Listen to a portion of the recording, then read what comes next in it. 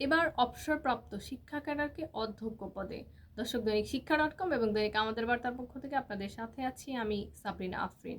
BCS সাধারণ শিক্ষা cadre কর্মকর্তাদের ৬৭ কলেজে অধ্যক্ষ পদে বদলিভিত্তিক পদায়ন দিয়েছে শিক্ষা মন্ত্রণালয়ের মাধ্যমিক ও উচ্চশিক্ষা বিভাগ।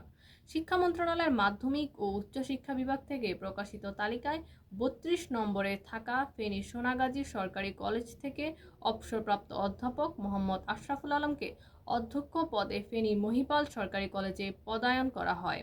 সোমবার ৫ মে শিক্ষা মন্ত্রণালয়ের মাধ্যমিক ও উচ্চশিক্ষা বিভাগ থেকে এ সংক্রান্ত আদেশ জারি করা হয়।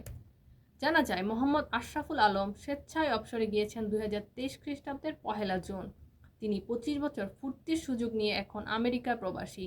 ২ বছর আগে অবসরে যাওয়া অধ্যাপককে কলেজের অধ্যক্ষ পদে পদায়ন দিয়ে সমালোচনার মুখে পড়েছে শিক্ষা মন্ত্রণালয়। আরও বিস্তারিত জানতে পারেন দৈনিক শিক্ষা.com এবং দৈনিক আমাদের বার্তায়। ধন্যবাদ।